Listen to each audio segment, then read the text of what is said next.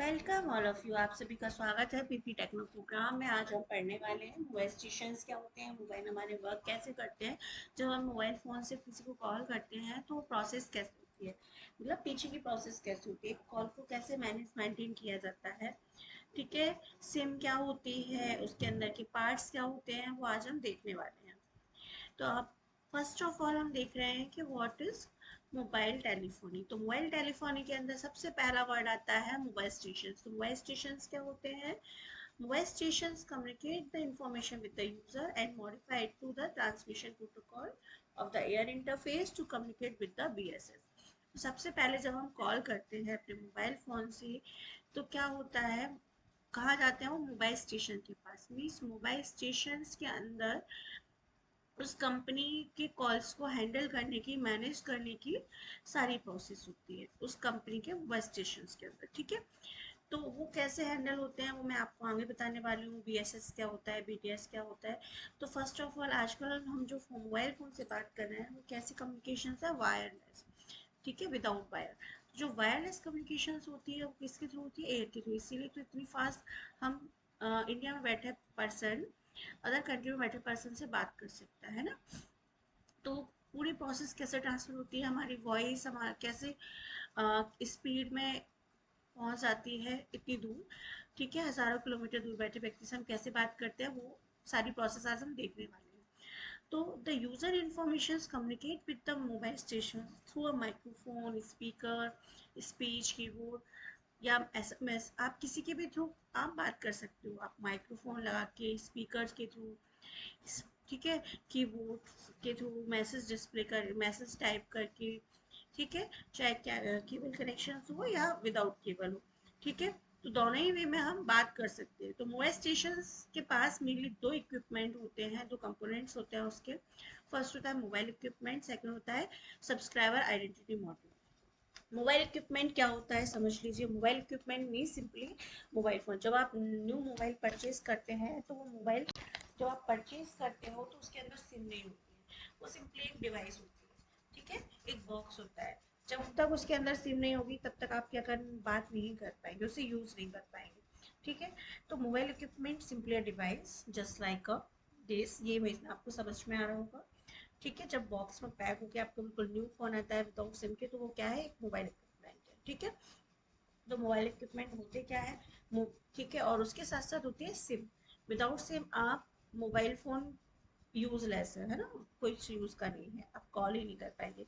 SIM का full form होता है सब्सक्राइबर एंटिटी मॉड्यूल। अब मैं एक एक करके डिटेल में सारी चीजें समझाने वाली हूँ आप सभी को। मोबाइल इक्विपमेंट क्या होता है? Mobile equipment is a piece of hardware that the customer purchase from the equipment manufacturers. Equipment manufacturers means उस डिवाइस को जो मैन्युफैक्चरर्स कर रहे हैं, बना रहे हैं, वहां से कस्टमर परचेज करता है। The hardware piece contain all the components needed for the implementation of the protocol to interface with a user and the air interface to the base station। तो मोबाइल इक्विपमेंट के अंदर वो सारी चीज़ें होनी चाहिए जो एक कॉल करने के लिए, एक जीएसएम सर्विस यूज़ करने के लिए, कॉल मैसेजेस कम्युनिकेशंस करने के लिए जिन जिन चीज़ों की हमें ज़रूरत है, नीड है, वो ऑल थिंग्स किस में होनी चाहिए? मोबाइल इक्विपमेंट्स में होनी चाहिए। ठीक है, ये आपका मोबाइल फ़ोन है। आई थिंक सभी ने मोबाइल फ़ोन यूज़ किया है, सभी को पता होगा बिना सिम के कोई यूज़ का नहीं है। ठीक है, ये होती है आपकी सिम, ये भी सभी ने यूज़ की होगी, देखी होगी। ठीक है, पहले हम जो पुराने फ़ोन्स होते थे तब हम इतनी बड़ी सिम लगाते थे, फिर और छोटी हुई, फिर और छोटा साइज़ हुआ। ठीक है, अब सिम क्या होती है इसको देख लीजिए, फिर हम उसके अंदर कैसे काम करती है वो देखिए। तो सिम क्या होती है? Full form subscriber identity module. Subscriber means आप किस कंपनी के सब्सक्राइबर हैं। एयरटेल के सब्सक्राइबर है, जियो के सब्सक्राइबर है, किस कंपनी के हैं, मीन्स एटलीस्ट आप उसके परमानेंट यूजर है उस कंपनी के। तो SIM is a smart card issued at subscriptions to identify the specification of a user such as आपके permanent address, आपका name, आपकी date of birth। ये सारी जो permanent information होगी वो किसके अंदर स्टोर होगी? सिम के अंदर। एंड टाइप ऑफ सर्विस, किस टाइप की आपने सर्विस ली थी, मीन्स आपने 99 का रिचार्ज पैक लिया हुआ है, 199 का लिया है, 299 का लिया है, या 399 का लिया हुआ है। The call in the GSM are directed to the SIM rather than the terminal। तो जो कॉल होते हैं वो डायरेक्ट आपके सिम के थ्रू कहाँ जाते हैं? टर्मिनल तक जाते हैं, मीन डेस्टिनेशन पॉइंट तक जाते हैं। SMS are also supported in the SIM card. It carries every user personal information which enable a number of useful applications. SMS क्या होते हैं, ऑल्सो सिम कार्ड में छोटा सा स्टोरेज होता है जिसमें आप कुछ अपने परमानेंट नंबर स्टोर करके रख सकते हैं, कुछ एसएमएस रख सकते हैं और आपकी परमानेंट इंफॉर्मेशन, और साथ साथ आपकी सर्विस, किस टाइप की आपने सर्विस ले रखी है, आप किस कंपनी के सब्सक्राइबर हैं, किस नेटवर्क ऑपरेटर्स को आप यूज़ कर रहे हैं। ठीक है, ये सारी इंफॉर्मेशन किसके अंदर होगी, आपके सिम के अंदर। अब आ जाइए बेस स्टेशन क्या होते हैं। बेस स्टेशन मीन्स सिंपली जो ट्रांसमिट करते हैं और रिसीव करते हैं डेटा को। When a mobile is only responsible for its user data transmissions and receptions, मतलब जो आप रिसीव करते हो या ट्रांसमिट करते हो। अब base station is capable to handle the call of several subscribers simultaneously. Base station means एक एरिया में एक बेस स्टेशन होता है उस कंपनी का, सपोज वो एयरटेल का हो सकता है, जियो का हो सकता है, अदर कंपनीज का भी हो सकता है। ठीक है, तो base station means multiple users का एक समय में डेटा को, सब्सक्रिप्शंस को, सारी चीज़ों को हैंडल करना, कॉल्स को ट्रांसमिट एंड रिसीव। ठीक है, उसके बाद आ जाइए base trans receiver system, BTS. BTS क्या होता है, बेस स्टेशन के अंदर आता है। बीटीएस क्या करता है, बीटीएस मीन्स आपके एरिया में लगा हुआ एक टावर उस कंपनी का। ठीक है, आप लोगों ने देखा होगा आपके एरिया में कंपनी के टावर लगे होते हैं जिनके थ्रू हमारा जो डेटा है, वॉइस है, सिग्नल्स है, वो ट्रांसफर होते हैं। ठीक है, the user data transmission takes place between the mobile phone and the base station. Means mobile phone से हमारे डेटा को ट्रांसफर करना बेस स्टेशन पे किसका काम है, बीटीएस का। बीटीएस मीन्स एंटेना, आपके एरिया में जो लगे हुए टावर है कंपनीज के या एंटेना है, उसे हम क्या बोलते हैं, बीटीएस बोलते हैं। ठीक है, a trans receiver is a circuit which transmit and receive. ठीक है, तो बीटीएस क्या होता है, दोनों ही काम करता है, ट्रांसमिट भी करता है और रिसीव भी करता है हमारे डेटा को, सिग्नल्स को, वॉइस को। तो बीटीएस क्या करता है, हमारे वॉइस को, हमारे सिग्नल्स को, हमारे डेटा को, हमारे मैसेज को बेस स्टेशन पर ट्रांसफर करता है। ठीक है, मोबाइल स्विचिंग सेंटर्स क्या होते हैं, mobile switching centres multiple base station को हैंडल करते हैं। सपोज एक टाइम होता है जब सभी लोग फ्री होते हैं और नेट यूज करते हैं या फिर कॉल करते हैं, उस समय ट्रैफिक बहुत ज़्यादा पीक पे होता है, बहुत ज़्यादा हाई होता है। तो उस ट्रैफिक को हैंडल करने के लिए क्या होता है, बेस स्टेशन जो है इस बीटीएस का ट्रैफिक को यहाँ से लेके क्या करेगा, उस आधे ट्रैफिक को दूसरे जो फ्री बीटीएस है उसको ट्रांसफर कर देगा, जिससे हमारा जो कम्युनिकेशन है वो बहुत अच्छे से हो पाए।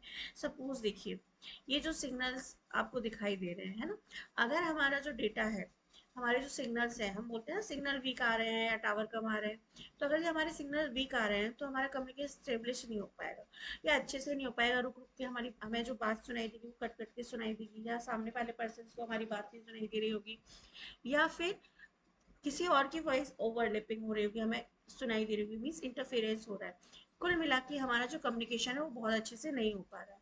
और जब ये सिग्नल्स बिल्कुल हाई लेंथ में होते हैं तो हमारा कम्युनिकेशन ईजिली बहुत अच्छे से मेंटेन हो जाता है।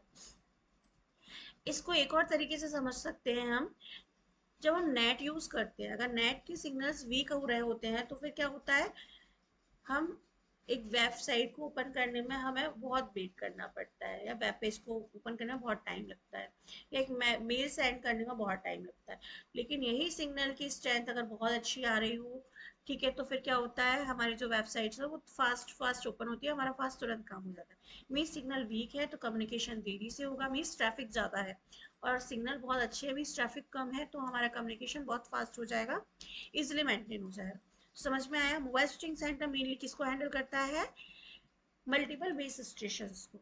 ठीक है, जब बेस स्टेशन पे लोड ज्यादा हो जाएगा तो वो नेक्स्ट दूसरे बेस स्टेशन पे इसका वर्कलोड ट्रांसफर कर देगा। ठीक है, अब देखिए डेफिनेशंस देख लीजिए।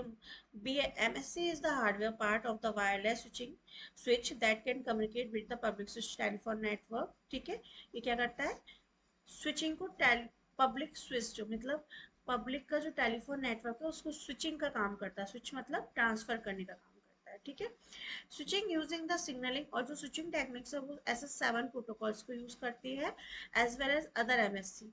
ठीक है, और अदर एमएससी के साथ जब एक एमएससी पे बहुत ज़्यादा वर्कलोड होगा तो वो दूसरी एमएससी पे इसको वर्कलोड को ट्रांसफर करेगी in the coverage area of a service provider. उस कवरेज एरिया में सर्विस प्रोवाइडर की, सपोज रिलायंस है तो रिलायंस के पे ही करेगी, जियो है तो जियो के पे ही करेगी, एयरटेल है तो एयरटेल के पे ही करेगा। The MSC also provide for communication with other wire and wireless network as well as support for registration and maintenance of the connections with the mobile station. इसके अलावा हम ये जो कम्युनिकेशन है वायर और वायरलेस दोनों पे ही कर सकते हैं, बट हमारे पास रजिस्ट्रेशन होना चाहिए, सर्विसेज होनी चाहिए, ठीक है, तभी हम क्या करेंगे, कम्युनिकेशंस को स्टैब्लिश कर पाएंगे। अब पब्लिक स्विच टेलीफोन नेटवर्क क्या होता है, ये कॉम्बिनेशन होता है टेलीफोन नेटवर्क्स का पूरे वर्ल्ड वाइड वेब में, ठीक है, और ये fibre optic cables, telephone line, switching centre, cellular network, satellite, तो सभी में यूज होता है, ठीक है। तो कुल मिला के पीएसटीएन, मतलब हम लैंडलाइन जब टेलीफोन यूज करते थे तब यूज करते थे पब्लिक स्विच, ठीक है, पब्लिक स्विचिंग टेलीफोन नेटवर्क। अब आ जाइए आईएसडीएन। आईएसडीएन क्या होता है, इंटीग्रेटेड सर्विस डिजिटल नेटवर्क। जब डिजिटल आया, डेटा जब डिजिटली ट्रांसफर होने लगा तो हम आईएसडीएन का यूज करने लगे, ठीक है। ये सर्किट स्विचिंग नेटवर्क टेक्निक्स को यूज करता है। इसके बाद पीएसपीडीएन क्या होता है, package switch data public data network is a network of providing data service via system of multiple wide area network, मतलब बहुत बड़ी एरिया नेटवर्क में जो डेटा ट्रांसफर होता है वो पैकेट्स के फॉर्म में होता है, तो ये उसको हैंडल करता है, ठीक है। उसके बाद CSPDN mean circuit switch public data network, वहाँ पे पैकेट के फॉर्म में डेटा ट्रांसफर होता था या सर्किट के फॉर्म में होगा। ये भी एक जनरल वाइड एरिया नेटवर्क है जिसे हम यूज करते हैं सर्किट स्विच डेटा सर्विसेज के लिए फॉर कॉमर्शियल यूजर्स के लिए, ठीक है। अब इसको और डिटेल में अच्छे से डायग्राम के थ्रू समझ लेते हैं इसका आर्किटेक्चर्स, ठीक है। तो द फॉलोइंग इमेज में देखिए सिम है, ये मैं ऑलरेडी आपको ऊपर समझा चुकी हूँ। सब्सक्राइबर आइडेंटिटी मॉड्यूल इसका फुल फॉर्म है। मोबाइल इक्विपमेंट है, एमई का फुल फॉर्म, ये मोबाइल स्टेशन के अंदर आते हैं। फिर आ जाते हैं बेस स्टेशन सब सिस्टम। बेस स्टेशन सब सिस्टम के अंदर बीटीएस आता है, जो मैंने बताया था, एक बीटीएस आपका एक एंटीना होता है एरिया का। बेस स्टेशन कंट्रोलर से बोलते हैं, ये मल्टीपल बीटीएस को हैंडल करता है, ये पूरा बेस स्टेशन हो गया आपका। उसके बाद आ जाता है एमएससी मोबाइल स्विचिंग सेंटर, ठीक है।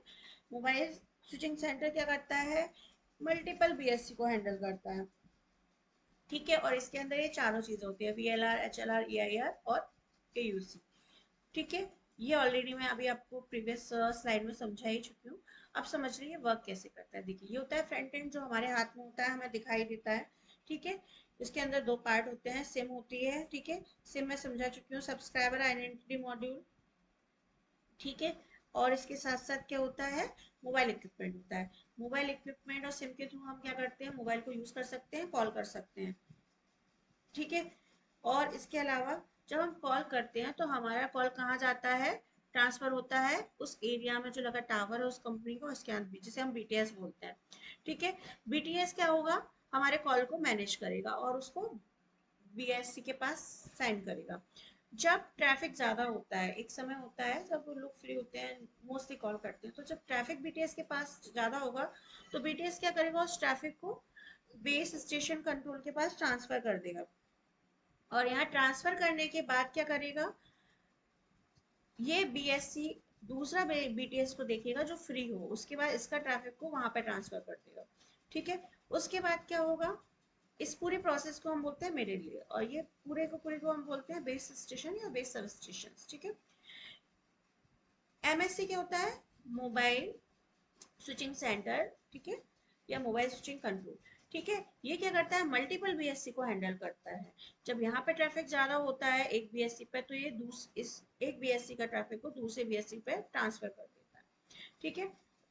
अब इसके बाद आ जाइए, एमएससी के अंदर बहुत सारी चीजें आती है, वीएलआर विजिटर लोकेशन रजिस्टर, ठीक है, home location register, equipment identity register, ठीक है, और ऑथेंटिकेशन सेंटर।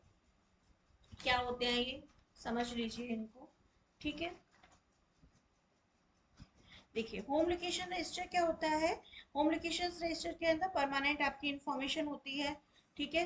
जैसे हम क्या बोलते हैं, आपका नेम, आपका एड्रेस, आपका डेट ऑफ बर्थ, ये सारी चीजें, ठीक है। और उसके साथ साथ आपकी सर्विसेज, सब्सक्रिप्शन आपने कौन सा परचेज किया हुआ है, वो सारी इंफॉर्मेशन स्टोर रहेगी आपकी, ठीक है। उसके अलावा आपका क्या रहेगा, ठीक है। फिर आ जाइए, होम लोकेशन रजिस्टर के बाद आ जाइए ऑथेंटिकेशन पहले समझा देती हूँ। ऑथेंटिकेशन सेंटर्स में क्या होगी आपकी, कौन सी किस कंपनी की आप सिम यूज कर रहे हैं, उसके साथ साथ आपके कंपनी के पास एक सिक्योरिटी की होगी।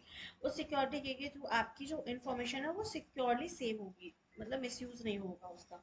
और आप किस नेटवर्क कंपनी को यूज कर रहे हैं, जियो की यूज कर रहे हैं, एयरटेल की यूज कर रहे हैं, EIR क्या होता है, इक्विपमेंट आइडेंटिटी रजिस्टर। इसके अंदर जितने भी वैलिड मोबाइल फोन्स हैं उस कंपनी के, ठीक है, उनके IMEI नंबर होंगे। और जितने भी ब्लैक लिस्टेड छोड़े हुए मोबाइल फोन है उनके भी क्या होंगे, IMEI नंबर स्टोर रहते हैं, जिसके थ्रू क्या होगा, इंफॉर्मेशंस निकल के आइए। अब IMEI क्या फुल फॉर्म क्या होता है, international mobile equipment identity number. ठीक है, अब आ जाइए HLR और VLR को समझाते हैं। VLR क्या होता है, विजिटर लोकेशन सिस्टम, मतलब आपकी विजिटर की लोकेशन क्या है फाइनली। ठीक है, विजिटर लोकेशन रजिस्टर में क्या होता है, सपोज आप USA घूमने गए, USA में, और आप इंडिया के रहने वाले हैं, और आप वहां पर रह के क्या कर रहे हैं, USA में आप 4 दिन के लिए घूमने गए हो, और वहां पे जाके आप क्या कर रहे हो, सिंपली डेटा एक्सेस कर रहे हो, आप अपना व्हाट्सएप या फेसबुक यूज करना चाह रहे हो। तो सबसे पहले जब आप USA में डेटा यूज करने के लिए ओपन करोगे, तो फर्स्ट रिक्वेस्ट कहाँ जाएगी, USA के लोकेशंस के पास, HLR के पास। वो इंडिया के HLR से क्या करेगा, इंफॉर्मेशन को मांगेगा कि इस नाम का एक बंदा है, ये सब्सक्रिप्शन यूज करना चाह रहा है, डेटा एक्सेस करना चाह रहा है, सर्विस चाह रहा है, क्या इस बंदे के पास ये सर्विसेज हैं, इसने ये पैक लिया हुआ है, ये यूज कर सकता है या नहीं कर सकता, ठीक है, ये वैलिड यूजर है या नहीं है। वो कहाँ से मांगेगा, इंडिया के HLR से। इंडिया का HLR EIR से और AUC से वो इंफॉर्मेशन निकालेगा। ठीक है, निकालने के बाद कहाँ भेजेगा, USA के पास, USA के VLR के पास। ठीक है, और वो उस इंफॉर्मेशन के बेस पर उसको सर्विस यूज करने के लिए देगा। अगर पैक सर्विसेज होगी उसके पास तो वो उसको डेटा एक्सेस करने के लिए देगा, नहीं होगी तो नहीं देगा। और उसकी जो इन्फॉर्मेशन उसने इंडिया से मांगी थी, इंडिया के HLR से, उस इन्फॉर्मेशन को टेम्परेरी 1 मंथ के लिए या 15 डेज के लिए उस इन्फॉर्मेशन को स्टोर करके रखेगा। नहीं तो ऐसा नहीं होगा कि हर बार वो बंदा क्या करे, बार बार यहाँ से इन्फॉर्मेशन मांगे पूरी। ठीक है, तो वो क्या करेगा, टेम्परेरी उसकी इन्फॉर्मेशन स्टोर करके रखेगा, 1 दिन 2 दिन 4 दिन या महीने भर वो अगर यूज करता है, तो बार बार उसे इन्फॉर्मेशन ना लेनी पड़े, मतलब इसमें टाइम वेस्ट तो हुआ ना इन्फॉर्मेशन निकालने में, फैच करने में। तो ये इतनी लंबी प्रोसेस होती है, जब आप एक कॉल करते हैं या कोई भी मैसेज करते हैं या डेटा यूज करना चाहते हैं, तो ये सारी प्रोसेस होती है। अब इसको मैं और डिटेल में आपको समझाऊंगी GSM में। ठीक है, global system for mobile communication. ठीक है, अब इसको और देख लीजिए, PSTN वैसे तो मैं समझा चुकी हूँ, PSTN क्या होता है, ISDN क्या होता है। PSTN means public switch telephone network, ये कॉम्बिनेशन होता है टेलीफोन नेटवर्क का, मेनली इसको लैंडलाइन में यूज करते थे। ISDN डिजिटल नेटवर्क के लिए यूज किया जाता है, इंटीग्रेटेड सर्विस डिजिटल नेटवर्क इसका फुल फॉर्म है ISDN का। ठीक है, और इस डेटा और वॉइस दोनों ट्रांसफर हम इस पे कर सकते हैं। ठीक है, PDN क्या होता है, package switch public data network. ठीक है, ये मेनली वाइड एरिया के लिए इसको यूज किया जाता है, और पैकेट के फॉर्म में हम डेटा ट्रांसफर करते हैं। सेम सर्किट, ठीक है, CSPDN, circuit switch public data network, इसको भी क्या करते हैं, जनरली वाइड एरिया नेटवर्क के लिए यूज किया जाता है, और इस सर्किट फॉर्म में डेटा को ट्रांसफर करता है। तो फाइनली ये पूरी प्रोसेस थी एक सिम की, एक मोबाइल स्टेशन की कॉल मैनेज करने की, और डिटेल में और अच्छे से आपको फुल डिटेल में समझाऊंगी मैं GSM में मेरे नेक्स्ट वीडियोस में। ठीक है, तो आप देखिएगा। ठीक है, उसके साथ साथ ये छोटी छोटी सी चीज़ें हैं। चैनल क्या होता है, मतलब रेंज ऑफ फ्रीक्वेंसी अलॉटेड, किस फ्रीक्वेंसी पे आपका डेटा ट्रांसफर हो रहा है, मैंने आपको एंटेना में समझाया हुआ है। कंट्रोल चैनल, मेरे एंटेना की वीडियोस देखना, तो उसमें आपको बहुत अच्छे से समझ में आ जाएगा। Control channel, radio channel use for transmissions, ठीक है, कैसे कंट्रोल करेगा, ये पूरी बैकवर्ड प्रोसेस है। Forward control channel, radio channel use for transmissions, ठीक है, फॉरवर्ड कर दिया आपका चैनल बेस स्टेशन से कि नहीं किया। रिवर्स चैनल, ठीक है, voice channel, hand of conditions क्या होती है, जब एक नेटवर्क से दूसरे नेटवर्क में हम डेटा, हमारा जो भी कॉल है या वॉइस है उसको ट्रांसफर करते हैं, तो उसे हैंड ऑफ कंडीशंस बोलते हैं। रोमर क्या होता है, ठीक है, roamer means which operate in a service area other than that from which service has been subscribe. ठीक है, अगर हमने जहाँ का सब्सक्रिप्शन दिया है उसके अलावा अगर हम कहीं और यूज करते हैं, मतलब जो परमिशन हमारे पास नहीं है, तो हमें क्या होती है, रोमिंग चार्जेस लगते हैं। आपने देखा हो रोमिंग चार्ज, आपने सुना हो वर्ड। पहले रोमिंग कटती थी जब हम अदर उसमें जाते थे सिटीज में, है ना। तो वही है ये रोमिंग। क्लियर हुआ इतना आप सभी को? चलिए आज के लिए इतने ही। अगर आपको मेरी वीडियोस अच्छी लग रही हैं तो प्लीज इन्हें लाइक शेयर एंड सब्सक्राइब करें मेरा चैनल।